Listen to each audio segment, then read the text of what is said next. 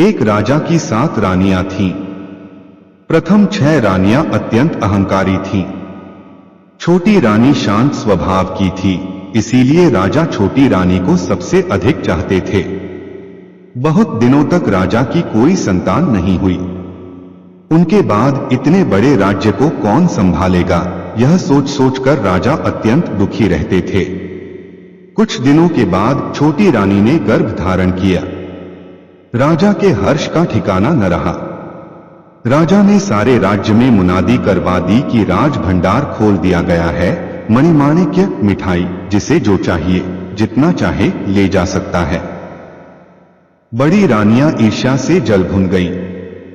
राजा ने अपनी छोटी रानी की कमर में सोने की जंजीर बांध दी और कहा, जब बच्चा होगा तब इस जंजीर को हिला देना, मैं आकर बच्चे का मुंह देखूंगा। यह कहकर राजा राज दरबार में चले गए। छोटी रानी को बच्चा होगा तो उसके घर में कौन रहेगा? यह प्रश्न उठा तो बड़ी रानियों ने कहा कि इस कार्य हेतु दासियों की सेवा क्यों ली जाए, यह काम हम लोग ही करेंगे। बड़ी रानियों ने छोटी रानी के कमरे में जाकर जंजीर को हिलाया। राजा दरबार का कामकाज छोड़कर ढाक ढोल, मणिमाणिक्य, पंडित पुरोहित को साथ लेकर उपस्थित हुए, पर कुछ भी हुआ न देखकर निराश लौट गए। दोबारा राजसभा में उनके बैठते ही बैठते फिर जंजीर को हिलाया गया। राजा दोबारा दौड़कर गए। इस बार भी कुछ नहीं हुआ। गुस्से में राजा ने कहा, जब कुछ हुआ ही नहीं तो जंजीर क्यों हिलाई? मैं सब रानियों को काटकर फेंक दूंगा। यह कहकर वे चले गए। छोटी रानी ने एक एक कर 7 पुत्रों एवं 1 पुत्री को जन्म दिया। सारे बच्चे चांद के टुकड़े, फूल की कली जैसे लग रहे थे। उनके जन्म लेते ही कमरा प्रकाशित हो उठा।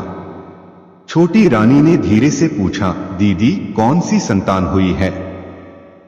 बड़ी रानियों ने छोटी रानी के सामने मुंह बिचकाकर हाथ नचाकर कहा, संतान नहीं हाथी हुआ है। तुमने तो कुछ चूहों और मेढकों को जन्म दिया है। यह सुनते ही छोटी रानी बेहोश हो गई। निष्ठुर बड़ी रानियों ने जंजीर को नहीं हिलाया और वे चुपचाप षड्यंत्र करने में जुट गईं। उन लोगों ने एक गमले में 8 नवजात शिशुओं को डाला और पिछवाड़े के बगीचे में एक गड्ढा खोदकर उसमें दफन कर दिया। लौटते समय कुछ चूहे एवं मेढक के बच्चे एक टोकरी में लेकर आईं और उसे छोटी रानी के समीप रखकर जंजीर को हिला दिया। राजा फिर ढाक ढोल, गाजा बाजा, मणिमाणिक्य, नौकर चाकर, पंडित पुरोहित को लेकर पहुंचे। बड़ी रानियों ने गमगीन होकर अपने आंसू पोंछने का अभिनय कर चूहों और मेढक के बच्चों की टोकरी को राजा के सामने कर दिया। उसे देखते ही राजा क्रोध से आग बबूला हो गए। उन्होंने तुरंत आदेश दिया कि इन चूहों और मेढकों को जमीन में गाड़ दो और इसके साथ ही छोटी रानी को उन्होंने राजमहल से बाहर निकालने का हुक्म दे दिया। बड़ी रानियों की तो खुशी का ठिकाना नहीं रहा। उनकी आंखों का कांटा सर्वदा के लिए दूर हो चुका था। छोटी रानी को तो उन लोगों ने राजा से मिलने भी नहीं दिया और उनका राजसी वस्त्र उतरवाकर उसे दासी की तरह भटकने को मजबूर कर दिया। दिन बीतने लगे। बड़ी रानियों के तो मजे हो गए, पर राजा उदास रहने लगे। उनके मन की शांति छिन गई। उन्हें किसी काम में मन नहीं लगता था। राजा के बगीचे में फूल नहीं खिलते थे। राजा ने पूजा पाठ भी करना छोड़ दिया था। एक दिन एक अद्भुत बात हुई। राजा के माली ने देखा कि बगीचे में चंपा के साथ और चमेली का एक फूल खिला है। उसने राजा को यह बात बताई। राजा ने उसे आदेश दिया, वे फूल तोड़कर लाओ। आज उन्हीं फूलों से मैं पूजा करूंगा। माली फूल तोड़ने बगीचे में गया। उसे देखते ही चमेली के फूल ने चंपा के फूलों से कहा, 7 भाई चंपा, जागो रे जागो। तभी 7 चंपा के फूलों ने एक साथ कहा, क्यों बहन चमेली, हमें क्यों बुला रही हो? चमेली बोली, राजा का माली आया है, उसे फूल तोड़ने दोगे या नहीं? देखते ही देखते चंपा के 7 फूल ऊपर उठ गए और उन्होंने एक स्वर में कहा, नहीं देंगे, नहीं देंगे फूल, और ऊपर उठेंगे। पहले आए राजा, फिर देंगे फूल। यह देख माली अवाक रह गया।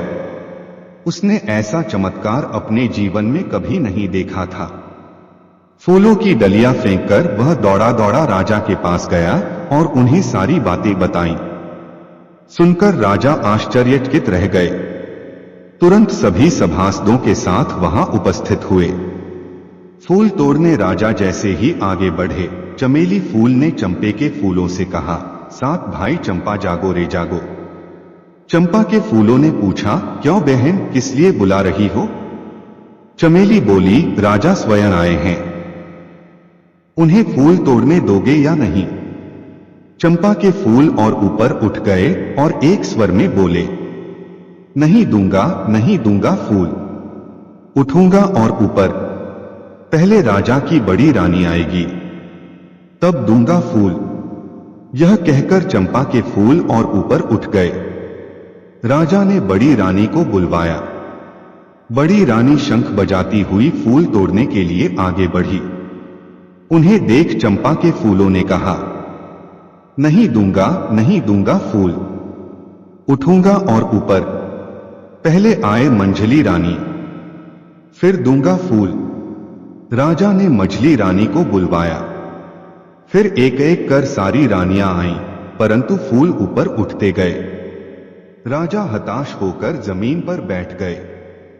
तब फूलों ने कहा, नहीं दूंगा, नहीं दूंगा फूल, उठूंगा और ऊपर। पहले राजा की छोटी रानी आएगी, तब दूंगा फूल। लेकिन छोटी रानी है कहाँ? राजा ने उसकी खोज में नौकरों, रक्षकों, सिपाहियों को राज्य के चारों ओर भेजा। सभी ने उसे ढूंढना आरंभ किया। अंत में वह मिल ही गई। उसके कपड़े फटे हुए थे, हाथ पैर काफी गंदे थे। उसकी हालत अत्यंत दयनीय थी। उसी हालत में वह फूल तोड़ने के लिए आगे बढ़ी।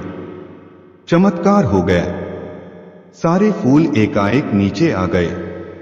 चमेली फूल भी उसके साथ नीचे आ गया। चंपा के सातों फूलों से एक एक खूबसूरत राजकुमार और चमेली के फूल से एक अपूर्व सुंदरी राजकुमारी प्रकट हुई। सभी मामा कहकर छोटी रानी से लिपट गए। राजा सब माजरा समझ गए। खुशी से उनकी आंखों से आंसू निकल पड़े। उन्होंने तुरंत सभी बड़ी रानियों को कांटे के ऊपर लिटाकर जमीन में गाड़ देने का आदेश दिया एवं छोटी रानी, सातों राजकुमार और राजकुमारी के साथ राजभवन में आए। राजभवन में आनंद एवं उल्लास छा गया।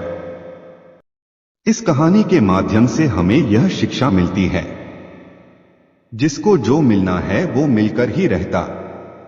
हम किसी के भाग्य से कुछ भी चुरा नहीं सकते। हम जैसा किसी के साथ करेंगे हमारे साथ भी वैसा ही होगा। इसलिए हमेशा हमें दूसरों के बारे में अच्छा ही सोचना चाहिए। यदि आपको कहानी अच्छी लगी हो तो कृपया चैनल को सब्सक्राइब जरूर करें। ऐसे ही आपके लिए नई नई कहानियां आपकी सेवा में लाते रहेंगे। धन्यवाद।